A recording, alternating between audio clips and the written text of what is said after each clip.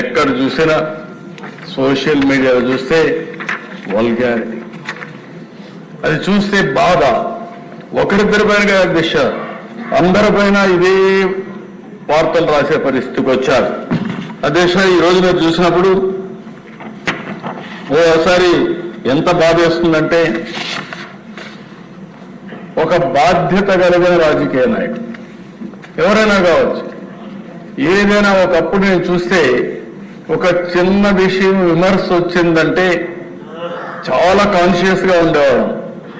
పేపర్లో ఒక చిన్న ఆర్టికల్ వస్తే ఆ ఆర్టికల్ పైన మదన పడి ఇమ్మీడియట్ గా కౌంటర్ చేసి మనం డిసాసోసియేట్ అయ్యేవాళ్ళం. ఒకప్పుడు దశ మీరు కూడా ఉన్నారు. నేను తెల్లవారితో నిద్ర లేసి రాష్ట్రంలో అన్ని న్యూస్ పేపర్లో వచ్చే ఆర్టికల్ చూసుకొని 6 గంటలకు సమీక్ష చేసి అక్కడి నుంచి అధికార యంత్రాంగాన్ని ఉరికి తెచ్చిన పరిస్థితి. దాంతో ఒక భయంగా ప్రతి ఒక్కరు పనిచేశారు. ఈ రోజు మనం చూస్తే సోషల్ మీడియా చూస్తే ఈ రోజు ఎవరిపైన ఏ ఆర్టికల్ వస్తుందో ఏ ఫోటో వస్తుందో చెప్పలేని పరిస్థితి. నిన్న కూడా చూస్తే ఒక మాజీ ముఖ్యమంత్రిగా పనిచేసిన వ్యక్తి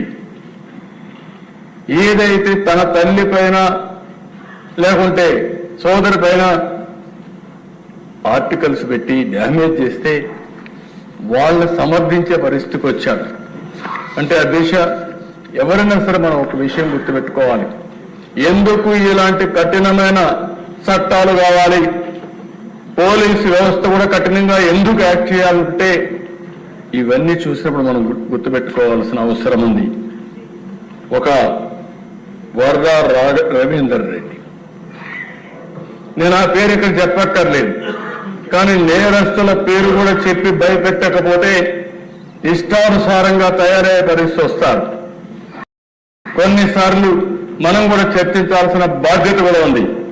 అతని మీద వైఎస్ఆర్కు పుట్టిన బిడ్డ కాదు, వైఎస్ విజయమ్మ బిడ్డ మాత్రమే. ఇంకా ఉండేటి నేను చెప్పలేని అధ్యక్ష. ఏం చెప్పాలో నాకైతే అర్థం కాదు. అది నా నోటితో నేను చెప్పే విషయాలు కాదు, ఉచ్చరించడానికి కూడా ఈ అసెంబ్లీలో మంచిది కాదు. ఎలాంటి ఆర్టికల్ అధ్యక్ష? అలాంటి వాణ్ణి నిన్న మాట్లాడుతూ అతని పేరుతో వేరే వాళ్ళు పెట్టారని చెప్తారా మీరు? ఒక నాయకుడు బాధ్యత ఇది అంటే ఇంకా వెనకేసుకొస్తున్నావు. అదే షర్మిల నిన్ను కూడా చెప్తా ఉంది, ఎవరైతే ఈ రవీంద్ర రెడ్డి ఉన్నాడో ఇతను నా మీద పెట్టడంలో అవినాష్ రెడ్డి చెప్పారు, వాళ్ళ పిఏ వీళ్ళందరూ ఉన్నారు కాబట్టి అవినాష్ రెడ్డి గారిని కూడా అరెస్ట్ చేయమని వాళ్ళ సిస్టర్ డిమాండ్ చేస్తుంది. ఎవరైతే బాధితురాలు ఆవిడ డిమాండ్ చేస్తే ఈ పెద్ద మనిషి ఇప్పుడు కూడా సమర్థించుకునే పరిస్థితికి వచ్చాడు. ఒక్కరిని గురించి కాదు అధ్యక్ష, ఈరోజు ఎన్ని పోస్టర్స్ అధ్యక్ష. హోమ్ మినిస్టర్, రాష్ట్రంలో హోమ్ మినిస్టర్కే రక్షణ లేకపోతే ఎవరుకుంటుంది?